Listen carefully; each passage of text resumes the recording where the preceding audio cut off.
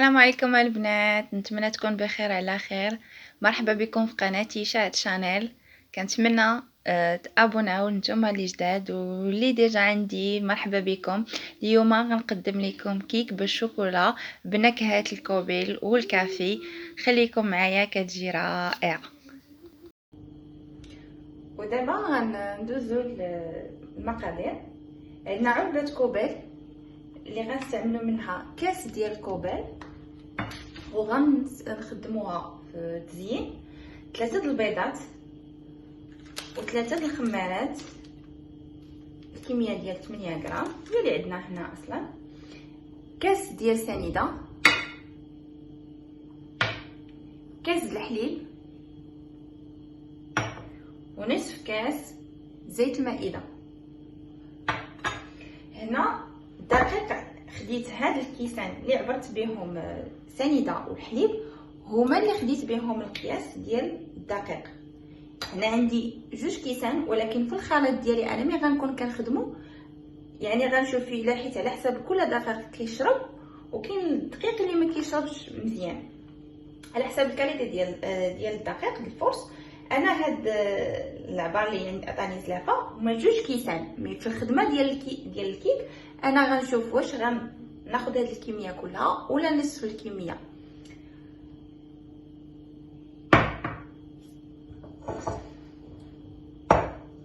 نبداو على بركه الله. اول حاجه ناخذ البيض،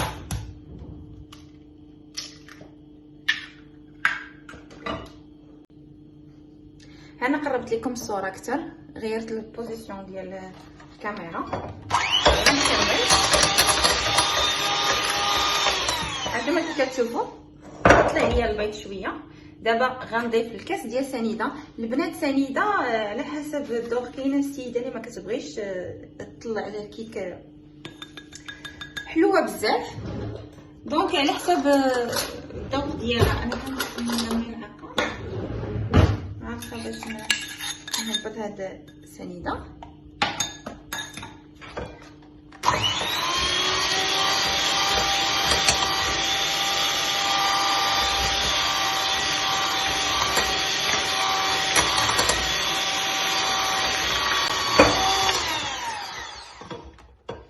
غنضيف نصف كاس الزيت،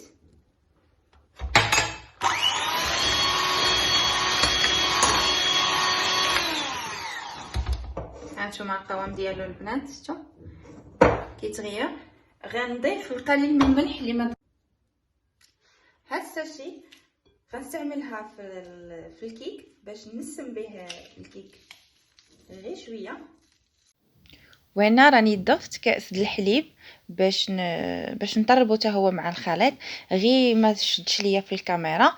ودابا غنعاود نطرب باش نزيد ان شاء الله كوبايه.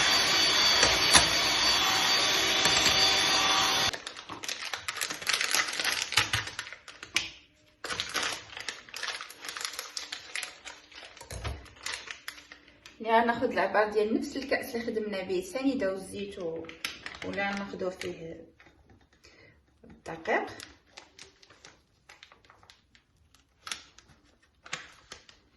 ناخذ نصف ديالو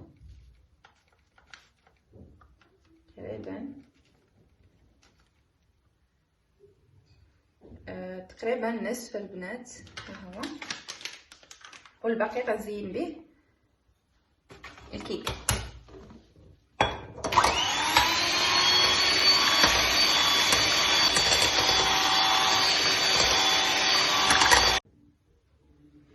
هنا خديت كاس ديال اللي عبرت به الزيت والحليب.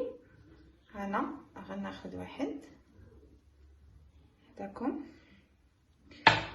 وهنا غنحاول نخلط معاهم خميره ديال الحلوه.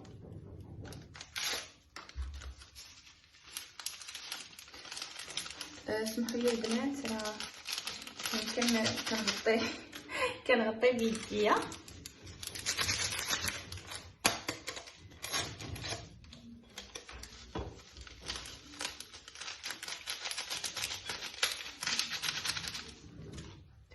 وغنضيفها هكا يتكور على بالكم انا غتكور ليا حيت خدمت بنفس الكاس اللي خدمت به.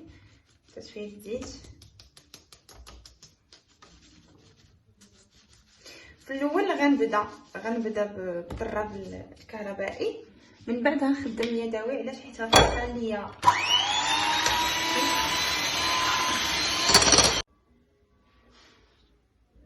ها هو. انا دهنت المول، درت له الزبيده ورشيت عليه فورس دقيق. كي كتشوفوا انا كيعجبني هذا المول اللي كيكون موج بحال فيه بحال الورده. هنا ها الكيكه ديالها كتشوفوا البنات، راه هادشي خفيفه زوينه. تبعوا غير القياسات اللي عطيتكم وغتجي زوينه. هنا البنات واحد المعلومه جد مهمه، الكيك باش كيجي منفوخ وزوين حاولوا ملي تبداو تكبوه في المول اللي غتطيبوا فيه الكيكه تهزوا يديكم، خاص الهواء يدخل اللي كينفخ لينا الكيك من الداخل. ها نتوما البنات، انا دابا ها شو كي كندير، عليو يديكم. كل ما قديتو تعليو كل ما كيدخل الهواء وكتنفخ لينا الكيك.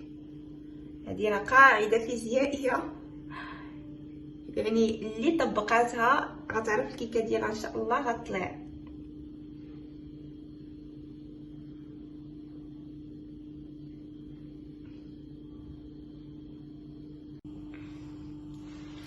ودابا غندوزو طريقه تحضير الشكلاط اللي غنذوبو على الكيك. خليت الكيك في الفران، ودابا غنصاوب معكم طريقه التزيين بالكوبيل كي قلت لكم. هنا غنضيف ديك الكميه المتبقيه ديال الكوبيل، جاتني نصف كاس تقريبا. غنضيف لها ملعقه زبده اللي عبرتها بهذه المعلقه، كافي سريعه الذوبان اللي بقات ليا. نحاول نخلط قبل ما نضيف الماء. غنضيف نورمالمون خصني نضيف كاس د الماء، لكن انا غنبدا نضيف بشويه باش نخلط.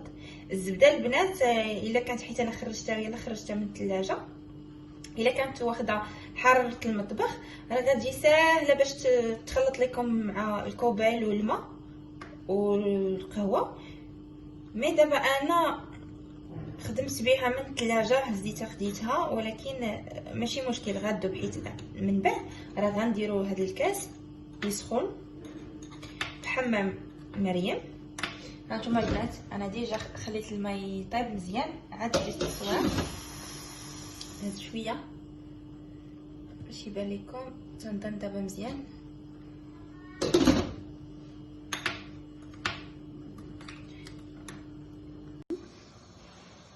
هنا انا نغطيه بسلوفان باش ما يهبطش عليه البخار.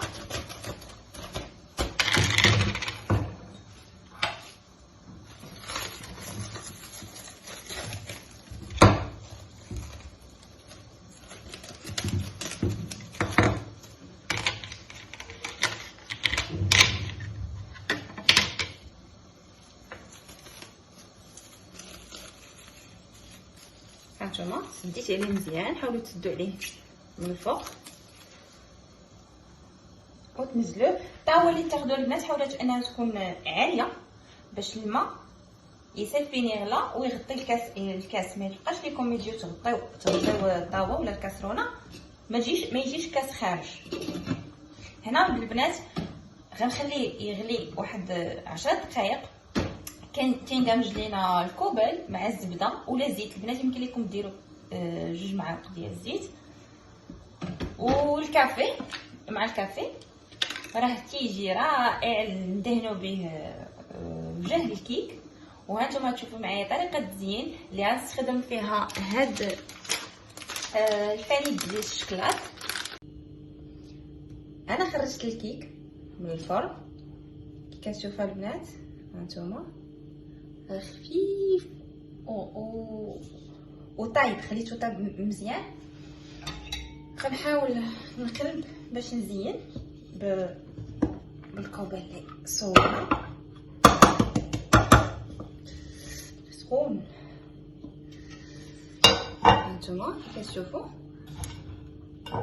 ضروري البنات شو الشكل ديال كي جا، ها العلو ديالو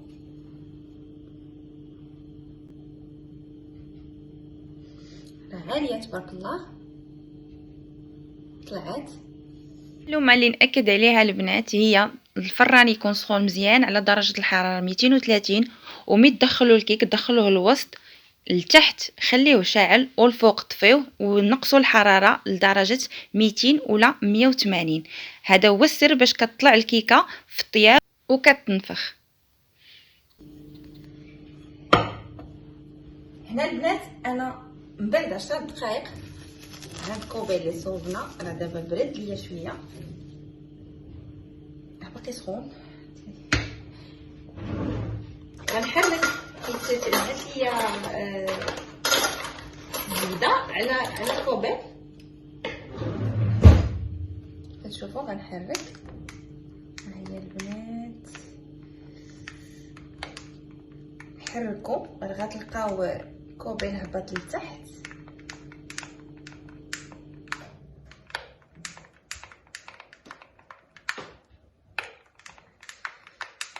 هنا من بعد ما نخلط مزيان غندهن وجه الكيك بالشكلاط كما كتشوفوا في الصوره، وبالنسبه للكميه ونصف الكميه غنسخنها على النار هادئه باش تعقد. نصف الكميه اللي بقات لينا البنات داك نص كاس ديال كوباي كديري في كاسونه صغيره، نقصي عليه البوطه مزيان غير فمك الصغير اللي عندك في البوطه، وتحاولي هو كيغلي وانتي كتحركي باش ما يلصقش. هانتوما القوام ديالو الاول خليناه خفيف باش تشرب بحال كنسقي بحال كندير السيرو للكيك، وهو بالكو كما كنخليه يغلي واحد شويه باش ما يتحرقش. دابا غندهنوا به وجه ندهن به وجه الكيك او نزينو بحبات الشوكولا. هانتوما البنات شكلات كيولي القوام ديالو. انا دابا غنحاول هاد الكميه اللي عندي ندهن بها وجه الكيك كامل.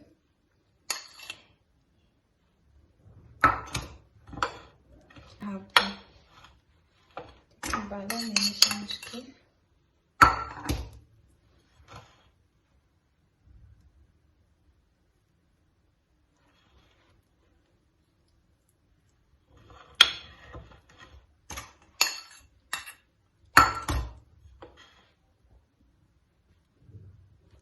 حاولوا تسيباريو الكميه اللي عندكم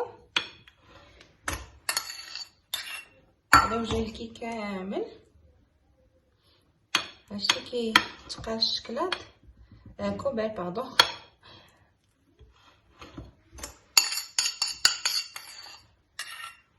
جربوها البنات.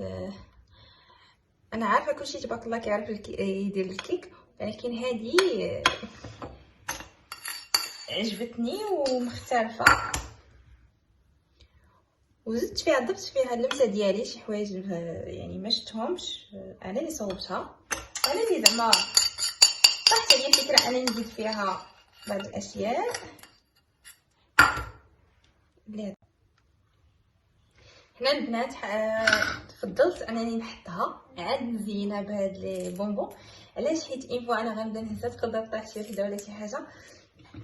ها هي طبق تزيين، ونبداو نحطو لي بونبون بطريقه عشوائيه. كيجي الشكل ديالها رائع. حاولوا تخالفوا لي كله كتشوفوا. المهم كيلصق مع الشكلاط كيكون باقي ما بردش. هوب هادي راه كتحمق الوليدات، يعني يمكن لكم ديروها حتى كيك ديال لانيفرسير.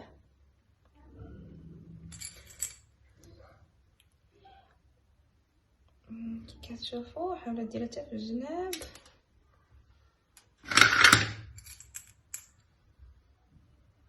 ساهله البنات. ما تنساوش عفاكم ما تنساوش تضيفوا الملحه، شويه الملح في الكوبل اللي كنزينوا به. اوب هادشي اللي ما بغيتش يبدا يطيح.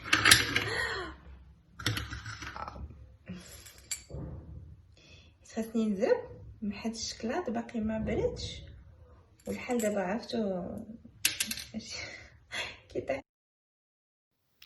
وهذا هو الشكل النهائي الكيك ديالنا. كي كتشوفوا جات رائعه في المنظر وفي المذاق، صدقوني الا بنينه بنينه بنينه وغتعجبكم وغتعجب وليداتكم. وما تعكزوش العشيات دابا كلشي مع البرد كيتصاب في دارو، يصوب كيكه هكا تفرحي بها وليداتك وتجلسي تشربي بها كويس اتاي. ها نتوما البنات بصحه وراحه. ولدي داكا واخا خلينيش نصور انا كيفي وكنقول لي بونبون واخا بابا.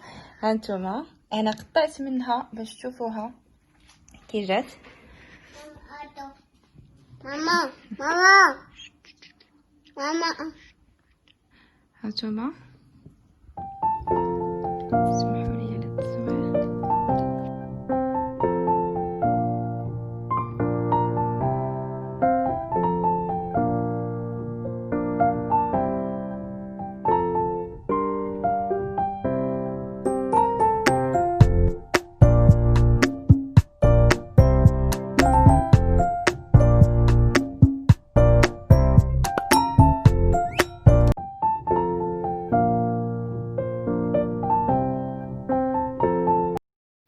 وكنتمنى تكون عجبتكم الوصفه وتجربوها، وما تنساوش تشاركوا بالقناه وتفعلوا الجرس. باي باي.